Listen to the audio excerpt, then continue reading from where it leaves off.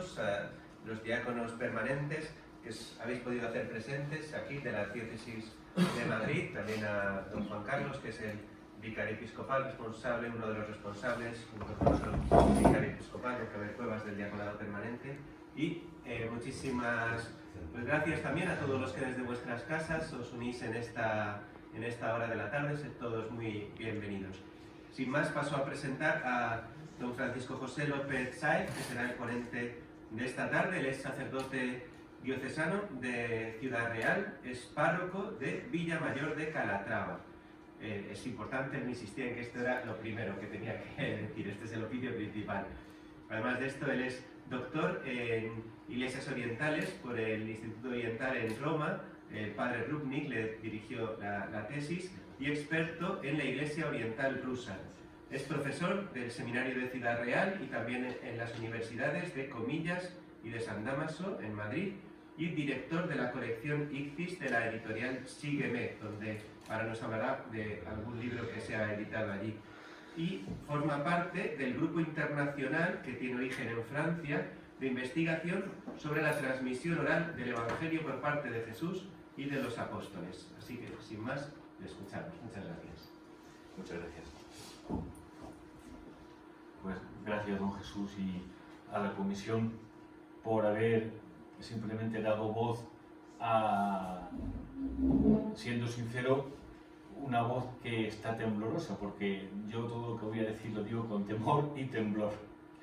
No os voy a presentar ninguna teoría nueva sobre el diaconado y quizá tampoco algo sólidamente establecido ya, sino simplemente una línea de investigación para poneros al día, porque los primeros interesados sois precisamente los diáconos, poneros al día de lo que estamos investigando sobre el diaconado en el marco de la transmisión oral, decía Jesús en la presentación, transmisión oral del Evangelio. ¿Qué significa eso de transmisión oral del Evangelio?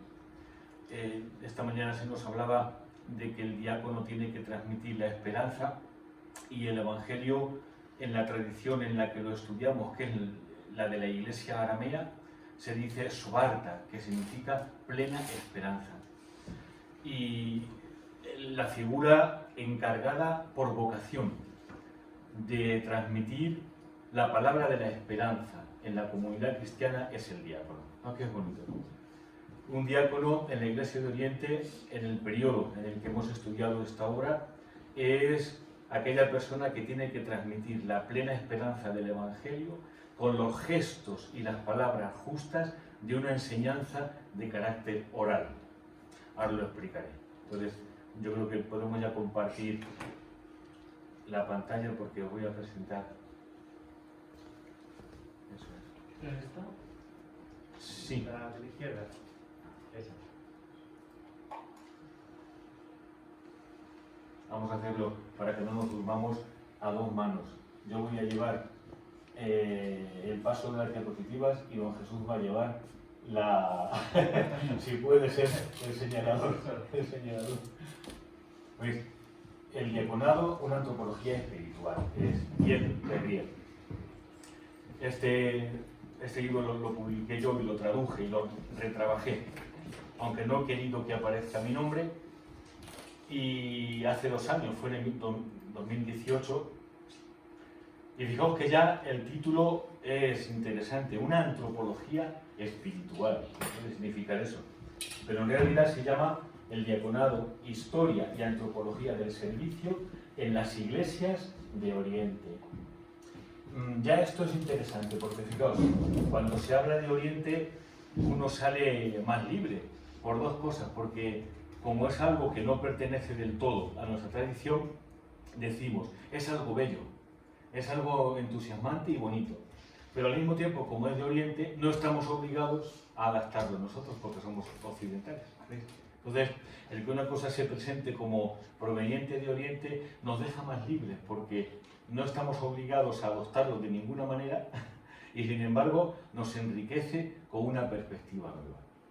Yo creo que es el camino que hay que seguir en la profundización de todos estos temas eclesiológicos actualmente. yo siempre lo digo en las clases y la gente se extraña, pero cuando empiezo a hablar de este modelo que voy a presentar, digo que no pido a nadie que se crea lo que yo estoy diciendo, ¿sí? Porque no es esa mi función.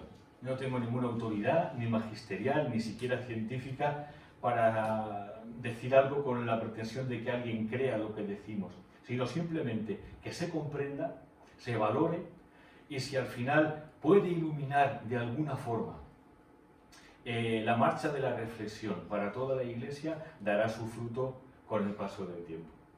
También porque lo que proponemos es, como diría ahora después, enorme.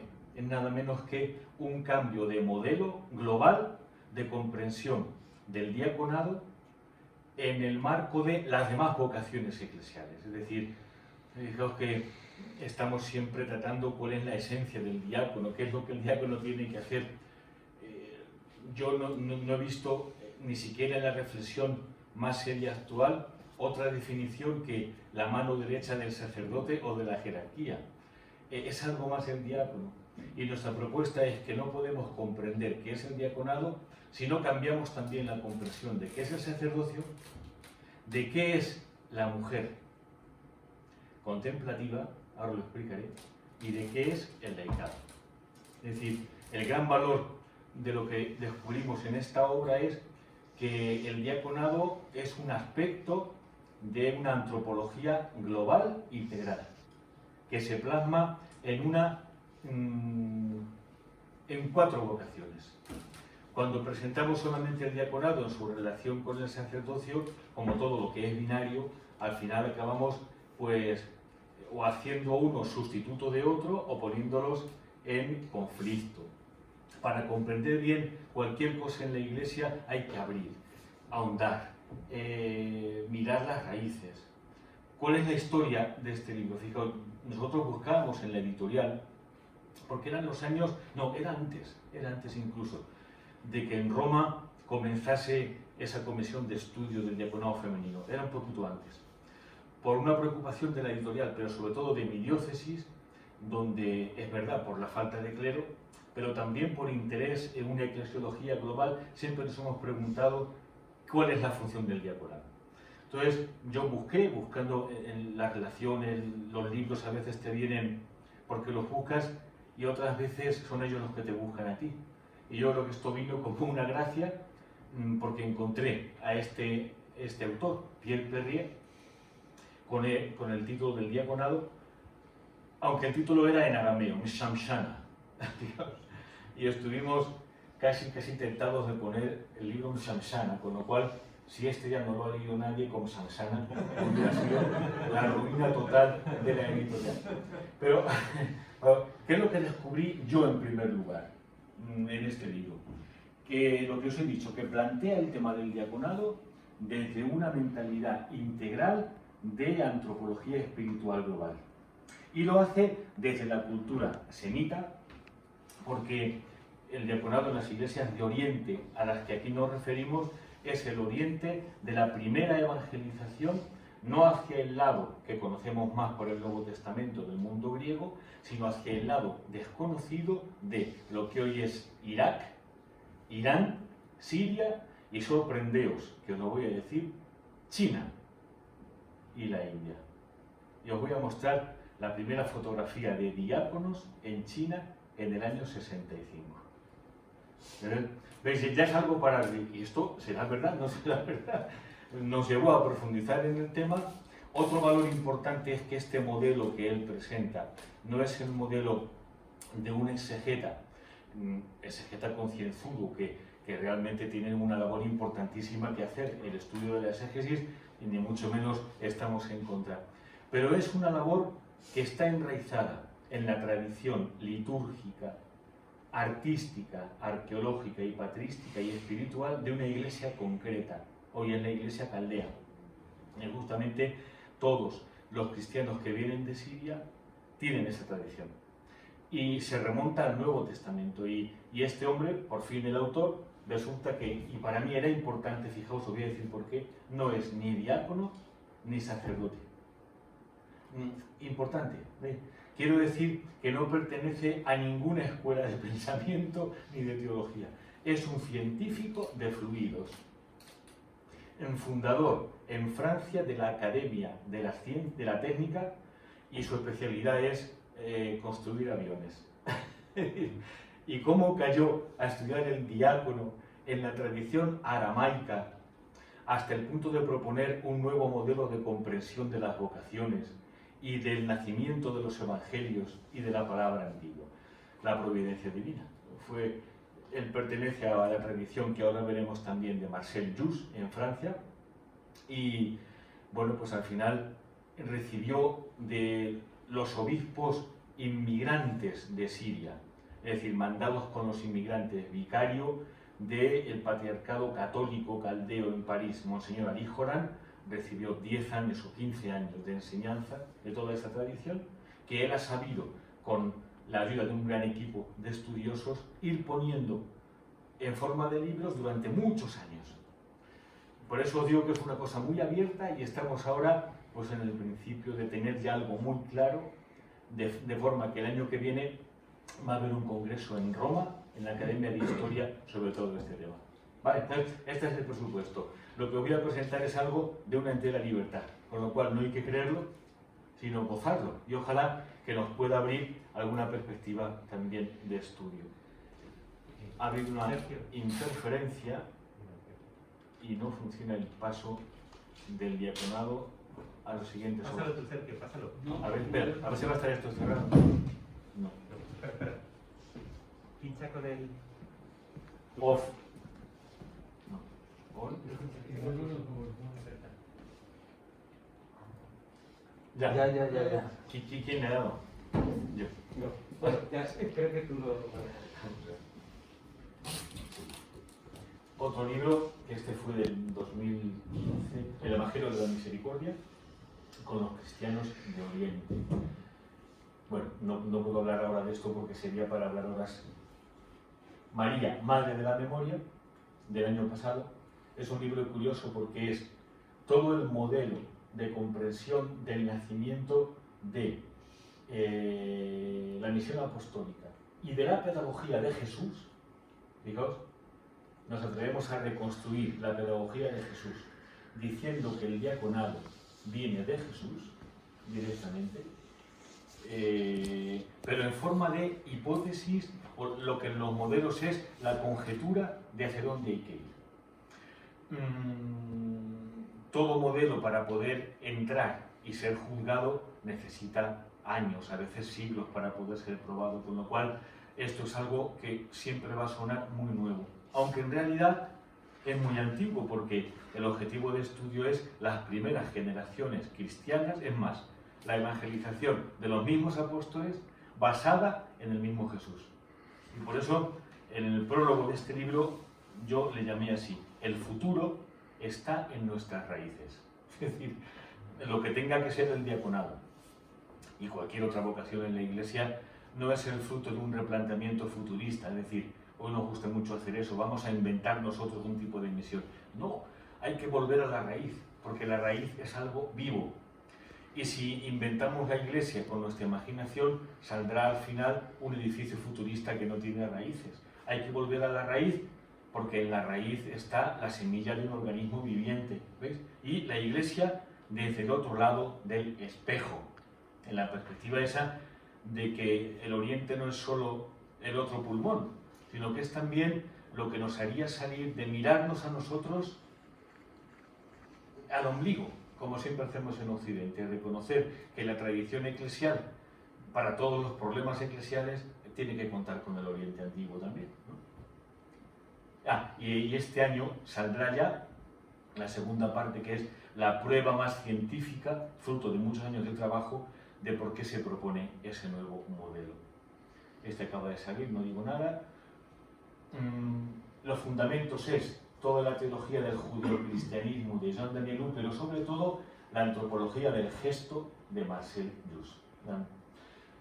La antropología del gesto es un libro que se quedó un poquito fuera de estudio porque Marcel Jus, jesuita, murió en los años 60, 64 por ahí, y toda su labor en solitario, pues al final vino una época de la exégesis que fue la exégesis histórico-crítica, que al final esta línea, que hubiera sido también muy valiosa para poder comprender muy a fondo los orígenes cristianos, fue un poquito dada de lado. Y ahora vuelve otra vez, porque él se da cuenta de que hemos estudiado el origen del cristianismo primitivo casi sin tener en cuenta los orígenes culturales del cristianismo, que no son el mundo griego ni la filosofía griega, sino que es el mundo arameo.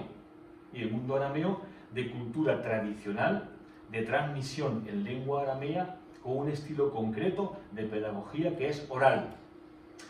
Y lo que hace Marcel Jus es estudiar muy a fondo cuál es la estructura de una transmisión oral.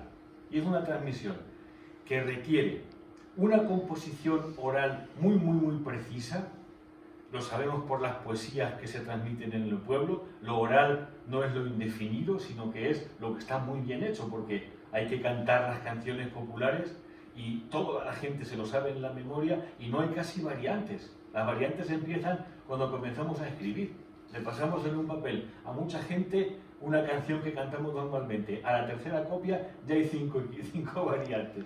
Se la enseñas oralmente con la música y puede pasar de generación en generación. Entonces, lo oral como tal requiere un texto compuesto con las leyes de la oralidad, requiere un trabajo de memorización que hemos olvidado porque nuestra cultura ya no es de la oralidad, pero la de Jesús sí que es de la oralidad, precisamente. Se aprendía en la memoria, en la pedagogía, los profetas, todo el Antiguo Testamento, toda la Escritura, y requiere como momento fundamental de esta transmisión dos personajes. Un personaje masculino va a ser el diácono, como lo concebimos, que es el encargado del cuidado de la tradición de transmisión. ¿Sí? Para nosotros el diácono, en esta perspectiva antigua, no tiene primariamente una función litúrgica, su función es evangelizadora, pero no como sustituto de la acción de los sacerdotes, sino como labor fundamental, imprescindible, para que haya una transmisión oral verdadera de la palabra divina. Transmisión oral, fijaos. Tiene que ser el hombre de la tradición, el hombre que cuida de la relación entre los ancianos que tienen la sabiduría y los jóvenes que tienen que aprender la fe. Tiene que ser el hombre que sepa comunicar la casa con el mundo público, la iglesia con el lugar del trabajo, es decir, una especie, como diríamos, de entenderme bien lo que quiero decir, maestro de escuela de los de antiguamente, que es esa figura venerable de los que todos estamos agradecidos porque nos enseñaron los primeros fundamentos de la fe, a veces con la vara, porque era otra pedagogía. Ese es el diácono, es el maestro de la escuela, del primer nivel de transmisión del Evangelio, que tiene que hacerlo de una forma oral, con los gestos justos, para poder transmitir oralmente la palabra divina y hacer que sea algo vivo en el corazón de las personas. Porque fijaos, la palabra se transmite en la época del Nuevo Testamento y en una cultura oral, no desde arriba, sino de corazón a corazón y de persona a persona, en el ámbito de la casa, que es el ámbito de la convivencia familiar. Y eso es muy interesante porque la labor del diácono es, y fijaos qué importante esto para esta situación que vivimos ahora con el COVID, es rehacer las relaciones personales, también de persona a persona, que luego van a constituir el tejido de la eclesialidad, de la gran iglesia. Vamos a salir de esta crisis, que saldremos del COVID, con una iglesia y con una sociedad realmente resquebrajadas. Y es verdad, se va a intentar, como siempre, desde arriba, sea políticamente o también eclesialmente, pues hacer nuevos planes, componer. No, la labor es diaconal, es decir, hay que restablecer relaciones entre todo lo que se ha roto, los ancianos y los niños, recuperar la evangelización de los jóvenes, unir a los sacerdotes, fijaos, tarea diaconal también. Todo lo que sea unir, entretejer relaciones, hacer redes, hacer que la palabra esté en un nivel primero, si queréis, pero de una forma muy viva en el corazón del pueblo, de la gente e incluso de los que no creen, es labor diaconal. Es un horizonte apasionante. ¿Veis? es el hombre de la memoria, con todo el sentido que tiene la memoria en la cultura antigua. Y la mujer es, en esta pedagogía, la madre de la memoria, porque toda transmisión oral tiene que hacerse cuando hay una mujer que sabe la tradición en la memoria y la sabe transmitir. Son nuestras abuelas. También se ha perdido, porque la memoria, iba a sacar yo mi móvil, pero luego guardado. Luego no vale porque mi móvil no tiene memoria, es un móvil de hace 20 años. Pero cualquier móvil de ahora es muy interesante porque nos permite comunicarnos, pero fijaos, de alguna forma es la muerte de la memoria, porque culturalmente y espiritualmente la gente hoy no tiene nada interiormente en la memoria. Hemos incluso huido de esa pedagogía, porque en realidad todo lo tenemos en una memoria exterior, le llamamos así, memoria externa, disco externo, ¿ves? Pero claro, fijaos, un joven de nuestro tiempo, que de pronto tiene que sufrir una experiencia dura que le cambia la vida, y una experiencia de muerte, de dolor, de pérdida. Antiguamente el hombre tiene que pasar por muchos momentos que también ponen en crisis todas las certezas, pero el hombre tenía en la memoria dos cosas: tenía poesía y podía acudir a alguna poesía, aunque fuera una poesía muy oscura y muy difícil, ¿no? Y sabía salmos de memoria. ¿De cuántas situaciones difíciles podría sacar hoy a la gente joven el saber en la memoria, el Señor es mi pastor, nada me falta? Imaginaos, ¿ves? Entonces sale del corazón porque está incorporado a la propia vida. Al no saber ningún salmo, no saber ninguna poesía, las experiencias frustrantes, que son cada vez más grandes, llevan a una profunda desesperanza y muchas veces a caminos sin salida. Hemos publicado otro libro interesante sobre la situación de las cárceles comunistas en Rumanía. El libro se llama Diario de la Felicidad. Y es un hombre que era judío, se convirtió a la fe cristiana en la cárcel y le llamó a los años, a la celda más terrible, que era la celda 34, donde estaban con 20 grados bajo cero en pleno invierno, llenos de suciedad, maltratados, 40 personas juntas. Los años que pasó en esa celda le llamó los años más felices de mi vida, de su vida. ¿Por qué? Porque se pusieron de acuerdo en enseñarse oralmente, estaba prohibido cualquier tipo, imaginaos, de escritura y de lectura, enseñarse oralmente lo que cada uno componía en la propia interioridad, se convertía en palabra transmitida y era palabra de vida, porque esa palabra hacía que la gente sobreviviese, no perdiese la esperanza y culturalmente mantuviese la dignidad humana. Esa es la antropología de la gestualidad, la antropología del gesto, impresionante. Y es lo que decimos, que la palabra es vida, pero ¿qué significa que la palabra de Dios es vida? Acabamos de leer la lectura, primera lectura, Evangelio, ¿no? Y cerramos el libro. La gente le pregunta, palabra de Dios, ¿dónde está esa palabra de Dios? Aquí. Aquí es solamente, si este es el leccionario, manchas de tinta. Eso es la palabra de Dios. Que la palabra de Dios es por esencia algo viviente. Si es vivo, es porque el que la dice está vivo y el que la recibe, puesto que al ser palabra tiene que entrar en un oído y en un corazón, tiene que ser algo vivo. El sagrario de la palabra de Dios es el creyente. Y por eso la palabra de Dios está viva cuando está en la memoria, o sea, en el corazón de quien escucha. Toda esta antropología que es al mismo tiempo tradicional, profundamente vinculada con los profetas, con los proverbios antiguos, ¿no? Es la figura de la antropología de la gestualidad y es la función del diácono y de la madre de la memoria. Como nos queda muy poco tiempo y solo es abrir boca, todo esto que estoy diciendo lo voy a enseñar en una fotografía del año 60. 60 aquí. Vámonos a una colina en China, ya cerca del mar, debajo de Hong Kong, que se llama Kongwangshan. Una colina de granito con 107 personajes. Es un monumento que se conoce desde el siglo I, porque es un monumento de la dinastía Han. y porque la figura central de esto es el emperador de los Han, del siglo I. Y fijaos, es muy curioso, pero hay muchas figuras esculpidas.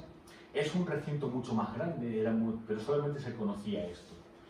Y la interpretación tradicional de estos bajorrelieves era que es un monumento erigido en honor de la entrada del budismo en China, que efectivamente fue principios del siglo II más bien. Lo que pasa es, digamos, son de alguna forma signos un poquito incomprensibles, pues, ¿quién será aquí el Buda? ¿Qué serán las figuras extrañas? ¿Veis?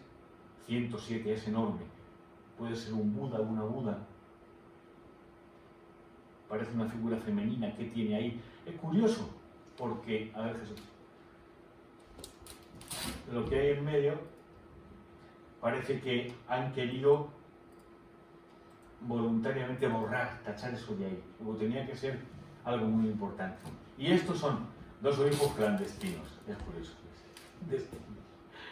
¿Por qué clandestinos? Porque eran de la iglesia clandestina de China.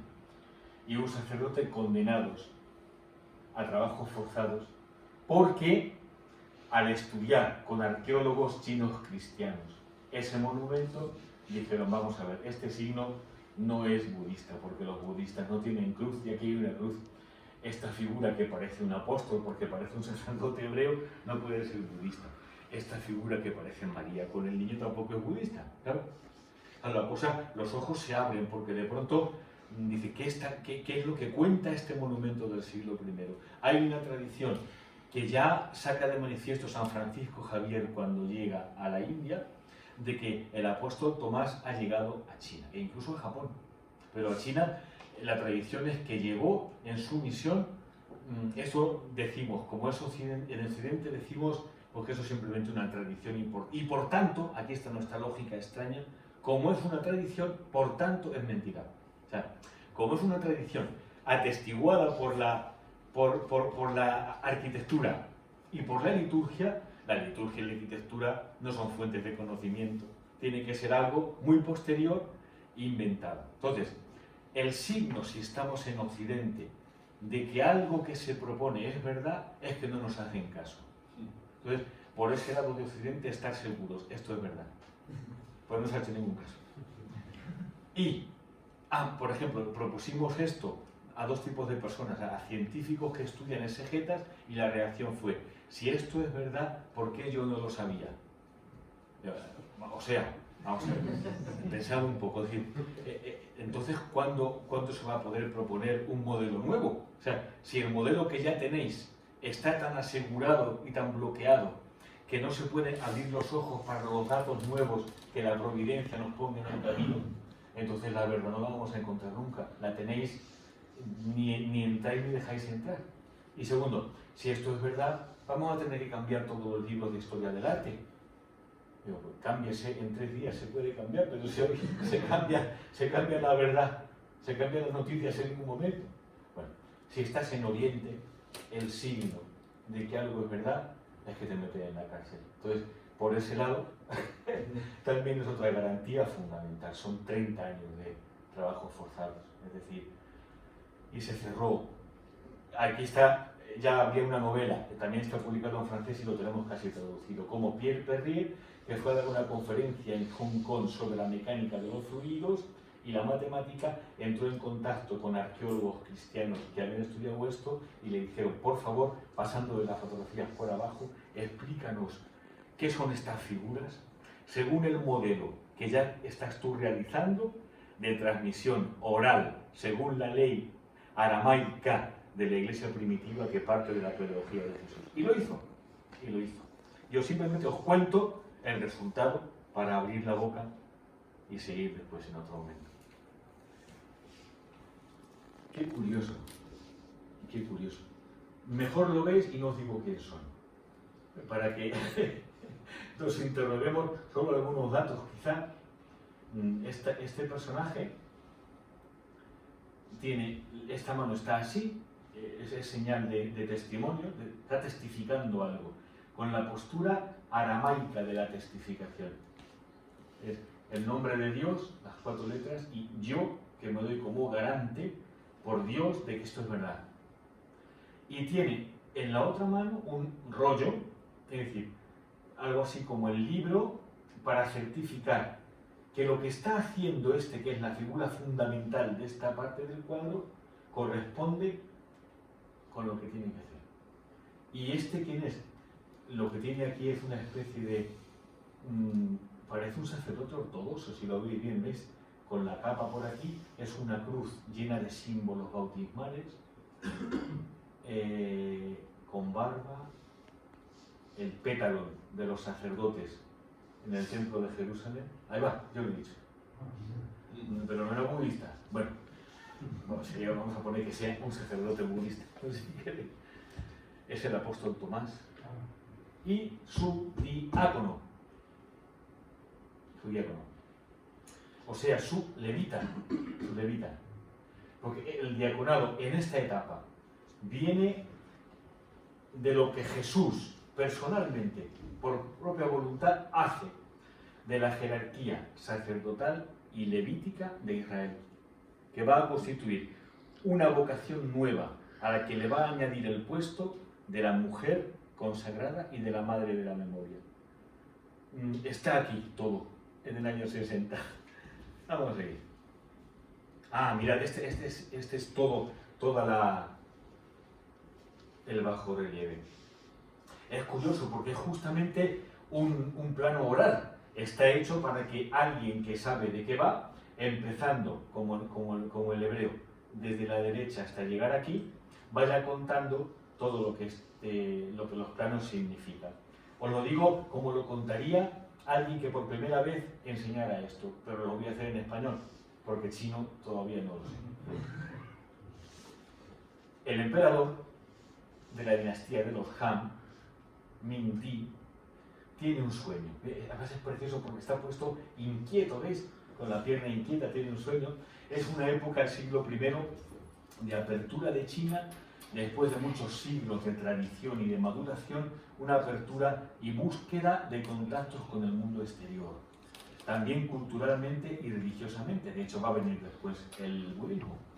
Y el sueño del emperador es una figura, esto está perfectamente detallado en documentos antiguos que se pueden leer y traducir, una figura que él dice como muy iluminada, claro, Buda, ¿veis? Una figura con una aureola de Buda y barba, bueno, barba ya no tiene Buda. Una figura más alta que él, fijaos que además está en son de paz porque esta mano es la misma que la del diácono, es paz, y esto que tiene aquí atrás no es un carcaj de las flechas, sino que es justamente el cartucho arameo del Imperio Parto donde se traen los documentos escritos, los manuscritos. La leyenda dice que el sueño es que él tiene que enviar a Occidente para buscar al apóstol de este Buda, de esta figura iluminada que le abre los ojos. Y cuenta cómo llega, está por colores. El apóstol Tomás es el que está de verde. Este es el hermano del emperador, que es el que se va a convertir. Resulta que el emperador no se convirtió al nuevo camino. Y esta figura, que es muy grande, es justamente el mismo hermanastro del emperador, que es el que se convirtió en la nueva religión, que esto cuenta. Y cuenta todo el camino, y eso es precioso porque es un documento impresionante de la iniciación cristiana. Todo el camino que recorre la entrada de la nueva fe en China, primero en el contacto con el emperador que llama a esa figura apostólica, después cómo se hace la congregación de personas para formar la comunidad nueva y cómo culmina todo el proceso en la Eucaristía. O sea, es una maravilla. Estoy hablando del año 68. Es cierto que si esto es verdad, hay que cambiar los libros de historia del arte. Cámbiense. porque lo que tiene es maravilloso. Y fijaos, o mejor, vamos panel por panel para ver con más detalle. Fijaos esto de abajo. Si es, como nos parece, la llegada del apóstol Tomás a China, lo hace como narran los hechos de Tomás, pero es curioso, como narran también, aunque sean leyendas, nos cuentan, aquí estamos en Occidente, es el peligro, como es leyenda no puede ser verdad. Cuidado, si es leyenda litúrgica, hay un trasfondo importantísimo detrás. Y todo apóstol, cuando llega a una comunidad nueva, lo primero que hace es, siempre entra en contacto con el emperador, va acompañado por sus diáconos, son dos, y fijaos, uno de lengua china y otro de lengua aramea. Porque el apóstol, pero también Pablo en Roma hace esto, va acompañado de su miturgemán, que es su traductor. No penséis que Pablo dice las cartas a los romanos, hoy estudiamos en griego, pero Pablo no dice las cartas en griego, dice las cartas en su arameo rabínico, oral, bien compuesto, y un traductor casi inmediato, griego o latino o celta o gálico, lo traduce al mismo tiempo, o chino. Ese es el miturgemán. Cada apóstol tiene un diácono traductor y un diácono suyo personal para la liturgia y otras funciones. Muy importante, ¿qué es lo que se hace? Primer paso, hablar con el emperador, y si el emperador no te quita la vida en ese momento, sabes que te la va a quitar después de unos años, pero bueno, eso ya el apóstol viene porque sabe que va a ser mártir, y de eso vais a ver lo que pasó aquí. Pero bueno, acepta. Segundo paso, encontrarse con las mujeres. Ahí va. Interesantísimo. Y fijaos este grupo de mujeres, aquí son 4, pero aquí está perfectamente, es muy curioso. Esta barba no es budista, ni está tampoco de un chino, sino que es típicamente del Imperio Parto, ¿veis? Y este viento que tiene es una especie de abanico, es un símbolo del espíritu, es un símbolo tal. Y las dos mujeres es justamente la mujer del emperador, tal, qué problema. Y su traductora, ¿veis? Fundamental. ¿Veis? Así funciona el cristianismo en todos los lugares, porque resulta que este esquema y todo lo que vamos a ver que corresponde a esta evangelización apostólica está en todos los lugares donde hubo un apóstol evangelizando. Primera cosa que hace un apóstol cuando llega a una comunidad nueva, buscar quién va a ser la mujer que va a representar la función de María en la comunidad, es decir, una mujer consagrada. Esa mujer consagrada va a fundar después un grupo de madres de la memoria, que es empezar el cristianismo desde abajo. La primera función es crear una red de casas. Okay. El Señor manda a los 12 y a los 72 a las casas. ¿Para qué? Pues para que al volver se queden 72, 500 después, casas cristianas, donde hay, por supuesto, la madre de la memoria de cada casa, que es la que tiene la función de transmitir a 6 personas. En primer lugar, son 6 casas con 6 personas cada una. Transmitirles oralmente en la casa durante 3 años la palabra divina de corazón a corazón y de persona a persona. Enseñárselas en la memoria. Función femenina y los diáconos apoyando ese grupo de personas ahí. Una vez que se ha conseguido ese grupo, esa mujer fundamental que tiene que ser consagrada, y 6 mujeres que fundan casas de evangelización, la transmisión está realmente garantizada.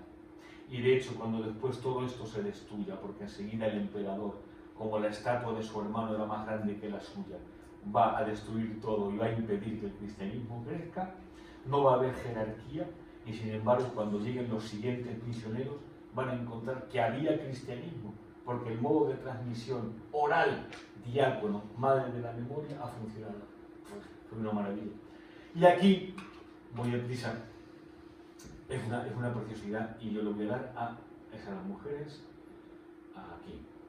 Fijaos los 2 momentos claves de la evangelización, que también nos llevaría a plantearnos muchas cosas, porque esto es la Eucaristía, ¿veis? Pero normalmente no entramos directamente en la Eucaristía. Daos cuenta que este es el que ha ido haciendo el que era yo cristiano. Aquí ha pasado a la Eucaristía porque ya está bautizado. Pero hay una institución que hemos perdido en Occidente que se llama el Kubala. Kubala.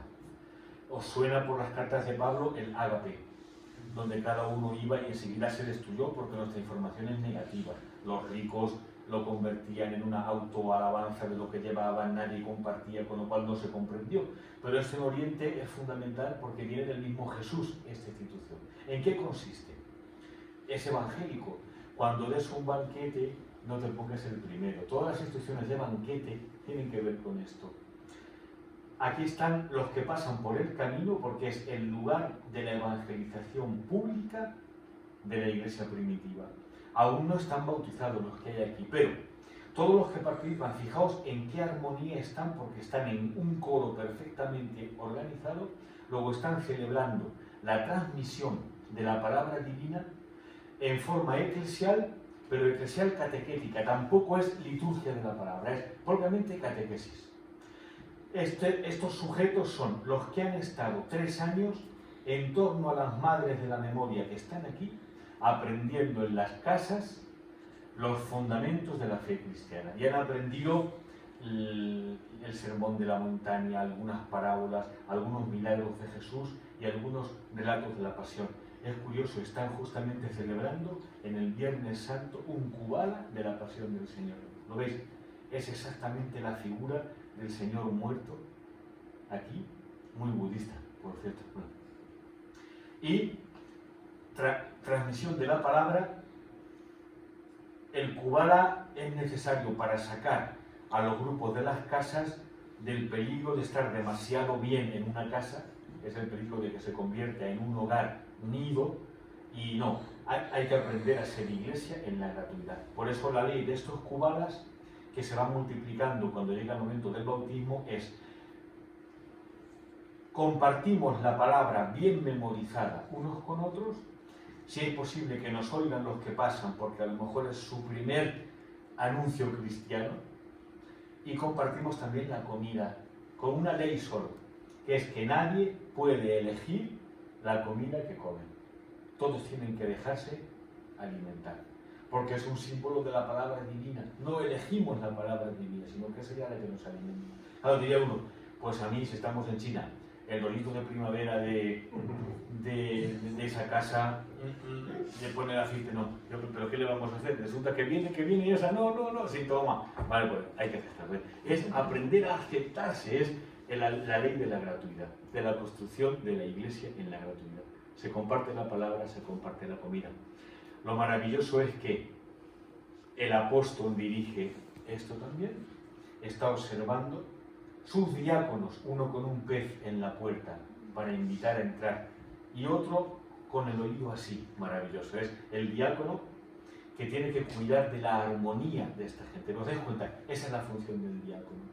También estará aquí en la liturgia, pero en este lado es el que tiene que garantizar que la transmisión oral que han hecho las mujeres y que se hace ahora en el Kubala es una transmisión que construye lazos personales de vinculación entre todos y que se va creando una red de relación humana auténticamente cristiana. Que un día, con el discernimiento entre el obispo y las madres de la memoria, que son ya religiosas consagradas, es un discernimiento mutuo. Es interesante porque dirán, mira, el de la tercera fila, segundo, recita muy bien y ha traído una tortilla de primavera realmente bien hecha, ya se puede bautizar. Entonces, con el grupo de los que ya están cuajados en esa labor de Kubala, que es un banquete, se puede pasar a la Eucaristía. Fijaos, cuando nosotros hemos querido, porque la Eucaristía aquí está en un ámbito mucho más cerrado, ¿veis? El gran problema de nuestra liturgia es que, como no sabemos esto, hemos querido convertir el Kurbana, que es la Eucaristía como tal, en Kubala, y no sale porque es un desastre y se pierde, ni es Kubala ni es Kurbana. Es decir, el Kurbana es muy serio, pero porque el Kubala, la transmisión oral, o sea, yo voy a la Eucaristía y si soy un laico, para poder de verdad entender la palabra de Dios, tengo que tenerla interiorizada 3 años en una casa con una madre de la memoria y haber participado en los Kubalas diaconales, de forma que la palabra que yo escucho en la liturgia ya la conozco. Y termino con la anécdota. Todo esto he intentado yo hacerlo a un nivel muy humilde, por supuesto, en mi parroquia. Y hemos creado el grupo de Jardín de la Memoria. Son de mujeres mayores, Claro, yo consciente de que esa labor que yo he hecho es diaconal y yo soy sacerdote. Pero en realidad cuando hago mi revisión he llegado a la conclusión de que el 95% de actos que realizo ministeriales son diaconales. Entonces lo que hago es sencillamente hacerlos hasta que llegue un diácono que lo comprenda y me pueda sustituir. Y lo que hacemos es aprender. Un año entero estuvimos, cuando se podía todavía juntar y tocar, el salmo, el Señor es mi pastor, nada me falta, aprenderlo gente mayor, con las palabras, sin ningún libro, y los gestos, es típicamente diaconal. Claro, el Señor es mi pastor, nada me falta. En verdes praderas me hace recostar. Toda la gente eso, lo interioriza. Claro, como la memoria ya va creando su propio juego diaconal, las mujeres se me convierten en labor diaconal, van a comprar el pan. Y entre ellas dicen, ¿cómo decía? ¿Me conduce por caminos oscuros o me guía? No me acuerdo. Y dice la panadera, ¿qué estáis diciendo? Ah, es que no lo sabes. Mira, el Señor es mi pastor, nada me falta. La panadera que nunca va a misa ya ha oído el Salmo 23. Y la gente que viene a comprar el pan, que tampoco ha ido nunca a misa, dice, ¿y esta gente que está loca, qué está haciendo? ¿Qué es eso? El Señor es mi pastor, nada me falta. ¿Ves? Qué bonito, ya lo tengo dentro. A lo mejor alguien, cuando sufre una pérdida de un ser querido, cuando le falta la esperanza, le va a salir sin saber cómo. El Señor es mi pastor, nada me falta. Llega la anciana a su casa y se convierte sin saberlo en madre de la memoria, porque le dice el nieto, a ella el nieto, mira, el cura, que está loco, ha dicho que no podemos mirar esto en ningún libro, pero anda, búscalo tú, búscalo tú. El Señor es mi pastor, tienes al niño buscando en la Biblia dónde está ese salmo, ya evangelizado al niño. Digo, solamente con esa forma pensamos que el Evangelio llegó, con esta fórmula que viene de Jesús y de María, en lo último, desde Galilea hasta China y España en el siglo I, porque esta figura es la Virgen María. Con el niño lo están presentando y es lógico, está, qué curioso, en el otro lado de esta misma realidad, casi al mismo tiempo, ¿quién es la figura central de la evangelización del apóstol Santiago? María con el niño. Es verdad, es una leyenda, sí, pero es litúrgica. Significa que hay algo muy profundo estructuralmente. Es María. ¿Por qué María con el niño? Porque dar lugar a una iglesia nueva significa celebrar el misterio de la Navidad. Y María es la madre de la iglesia. ¡Oh, qué maravilla! La iglesia china es apostólica. La iglesia china está encomendada desde el principio al cuidado del apóstol Tomás, sus dos diáconos y María en la Natividad. Significa que hay un motivo de esperanza enorme. Los ritmos de Dios no los conocemos. 2000 años sin que eso quizá, pero podemos esperar un gran futuro porque la semilla es apostólica según la tradición querida por Jesús. Este es el panorama, como veis, enorme y que no daría tiempo ni siquiera a contestar en una palabra. Habría mucho que hablar. Esto es lo que quería decir.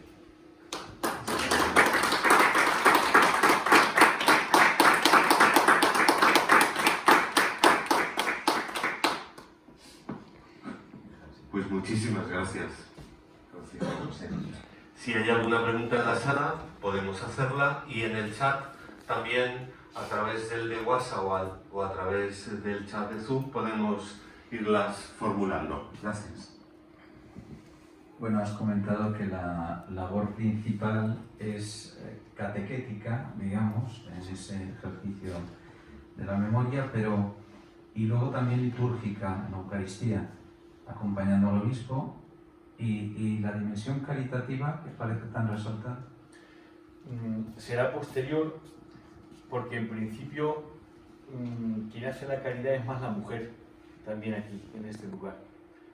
Y el diácono es más la figura también de la caridad, pero en la medida en que esa caridad construye una comunidad específicamente cristiana, es decir, incluso la caridad como tal será algo profundamente laical, porque la labor es decir, si las figuras son el apóstol, que sea obispo, sacerdote.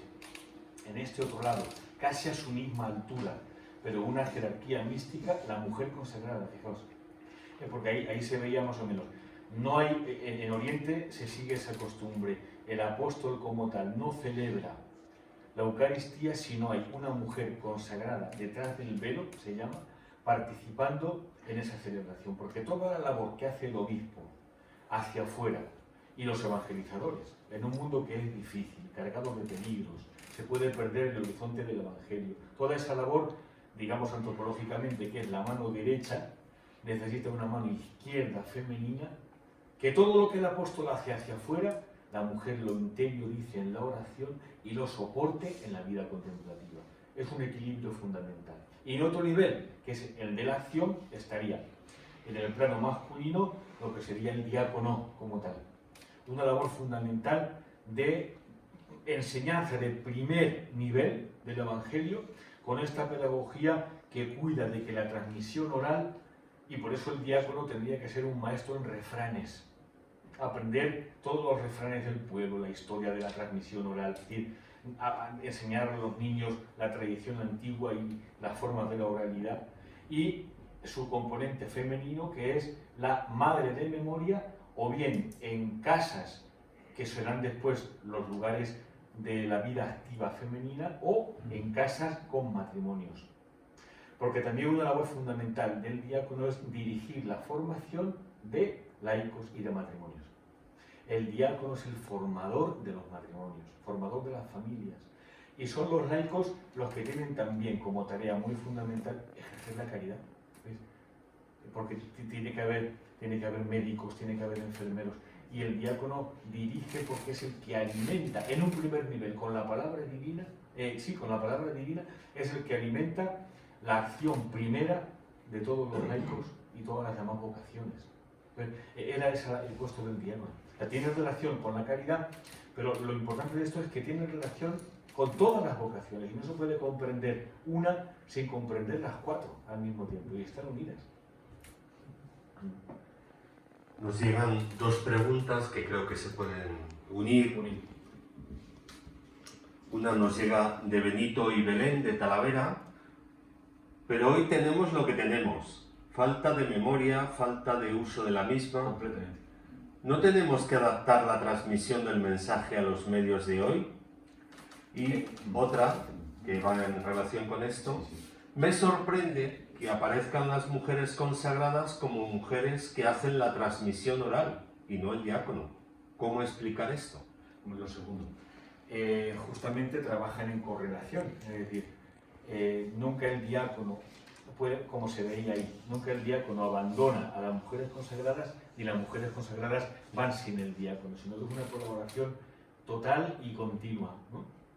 Y después, respecto a... Ya por eso digo que esto es en Oriente hace 2000 años.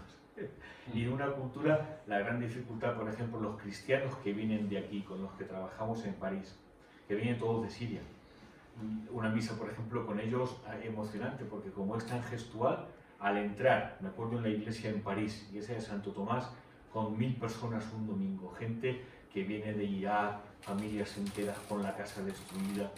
Y al principio vamos a rezar el credo y todos los niños y toda la gente joven gestualmente así, porque este es el símbolo del credo, es el gesto y la transmisión. Entonces, pero hoy, justamente por la cultura nueva de los medios, se está olvidando también el trasfondo antropológico de esa cultura semita que ya no puede transmitir oralmente porque tienen los mismos problemas que nosotros.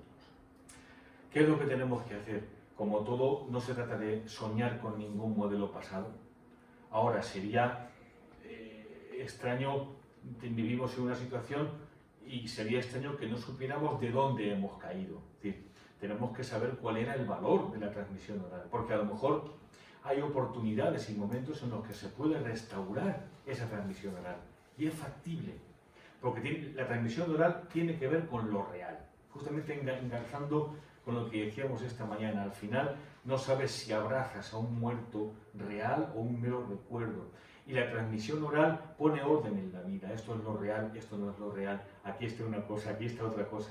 Es decir, tiene que haber modos de rehacer esa transmisión oral. Y como todo esto se hace siempre muy poquito a poco, Pierre Perrier, desde hace ya 40 años de este trabajo, porque él es ya un anciano, partiendo de Marcel Jousse, han surgido en Francia escuelas de oralidad, o sea, familias. hay diáconos, hay monjas de clausura, hay monjes de monasterios cistercienses antiguos, hay laicos en parroquias, hay sacerdotes, obispos no clandestinos y cardenales. Por ejemplo, tenemos el apoyo del cardenal Barbanon, ¿no? Y cardenales unidos con el cardenal de Siria, de la Iglesia Caldea, de Irak, perdón, y con el cardenal de India, de la Iglesia de Santo Tomás. Luego es un esfuerzo común eclesial. Y el esfuerzo consiste en grupos de memorización del Evangelio y de aprendizaje de la antropología de la oralidad. Se llama l'Evangile au cœur, el Evangelio en el corazón. Y como hay una madre de memoria que funda un grupo, casi siempre de 6, donde hay 6, donde hay 12, 72. ¿Os suena esa progresión? Donde hay 72, después hay 500. Es la progresión primera. Y ese grupo, muy poco a poco, como una semilla, sin ser ningún movimiento, sino simplemente partiendo siempre de la tradición eclesial, litúrgica, concreta, y de la antropología concreta de la oralidad, va intentando estudiar este aspecto y hacer un poquito de balance, porque es verdad que tenemos que utilizar los medios de hoy, por supuesto, pero también tenemos que adaptarlos a la pedagogía y a los valores de una transmisión viviente, que muchas veces no se puede hacer solo por los medios. Y lo estamos viendo ahora, fijaos, ya os lo digo, nos estamos viendo siempre por el internet y por todos los medios, pero hace falta que nos abracemos otra vez. Eso no se puede sustituir por una imagen de los medios. Hace falta que hagamos los gestos juntos de la transmisión. Y es la hora de restaurar la transmisión diaconal de una tradición viviente en los gestos y en las palabras de la tradición viva.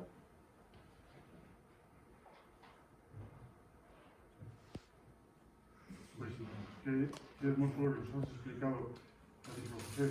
El sagrario de la palabra de Dios está en el creyente. Sí.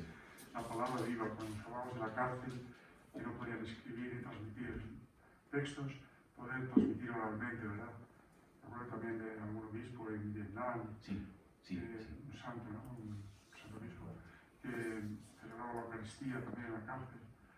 Y me acordaba de los salmos. Esta mañana estaba al lado tuyo sentado y veía que te sabías el canto y los salmos de memoria. Te ofrecía yo el móvil y lo sabías de memoria. Los salmos cantados también, los salmos cantados es muy importante, ¿verdad? El canto, ¿verdad? Y qué interesante la conferencia, muy interesante. Cuando termino, os invito a un lugar que se llama Sighetul Marmației, en Rumanía. Es la cárcel dedicada al sufrimiento de todos los perseguidos en la época comunista en ese campo, con un experimento que se llamaba reeducación. Horrible. Horrible porque si lo vemos hoy digo, reeducación, si es lo que queremos hacer hoy, una reeducación. El libro se llamaría, también es conveniente que lo leáis, el experimento de Pitesti. Lo encontráis por internet, el experimento Pitesti, sobre la reeducación en las cárceles del régimen comunista en Rumanía. Es interesante. Y en ese lugar, en un momento concreto, entras en la sala donde reconstruyen los modos de tortura y en otra sala, muy en silencio, se oye esto. Han reconstruido con Morse la transmisión oral de celda a celda de las poesías compuestas interiormente y después canonizadas en la composición para que sean válidas de celda a celda, para dar esperanza a todas las celdas de la cárcel. Al final, 4 años después, se publicó todo porque en la memoria se mantiene algo vivo durante muchísimo tiempo. Es un ejemplo precioso, pensamos, de cómo fue la composición de los relatos evangélicos. Algo así. Y ya nos llevan las 2 últimas preguntas breves. ¿El episodio del diácono Felipe con el eunuco encaja con esta tradición? Encaja perfectamente porque él ya había leído algo pero no comprendía, ¿no? Porque el eunuco estaba leyendo el profeta Isaías y el diácono justamente le hace ver, le da la primera pista para comprender. Y yo diría, la figura del diácono es presentar la palabra, fijaos que es una labor enorme, digo, maestro de escuela, una labor enorme, porque son niños los que tienen que aprenderlo. Aprendizaje, repetición, gestualidad justa, relación con los abuelos, participación de la familia, labor diaconal. Y esa labor de Felipe está hecha en el eunuco cuando él ya ha empezado a comprender lo que está leyendo. ¿Cuál es la labor sacerdotal? Venir una vez al mes a la comunidad, en la que el diácono está permanentemente, porque no es solo diácono permanente por su vida, es diácono permanente en su comunidad, y en su comunidad hay labor diaconal permanente todos los días del año. Y esa labor diaconal construye la comunidad, desde abajo, porque es su función. Y el sacerdote, que hay pocos, viene una vez al mes para dar la interpretación espiritual, entenderme, sacramental espiritual, como el apóstol aquí, y hacer el retiro espiritual para todos con los sacramentos y marcharse a otra comunidad. El diácono es de la comunidad y su labor es permanente en la comunidad y crea las relaciones eclesiales desde abajo.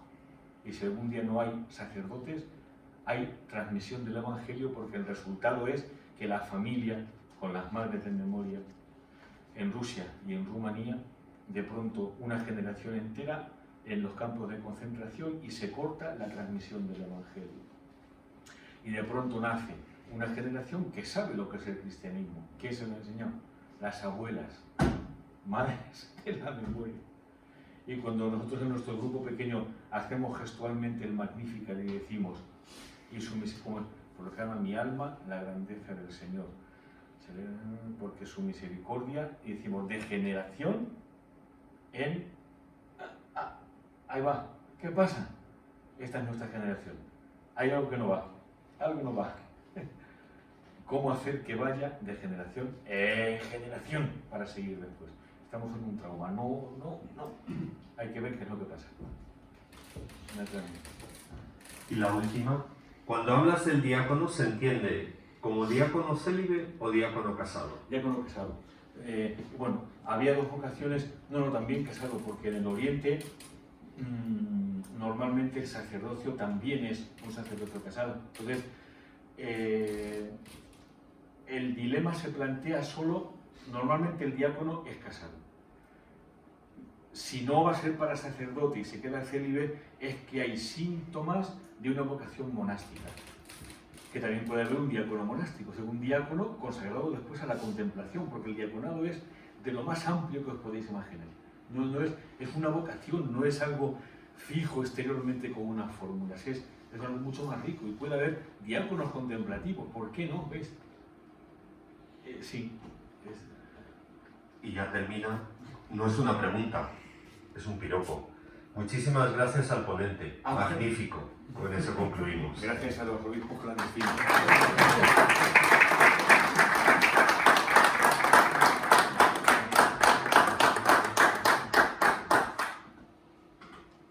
Muchas gracias.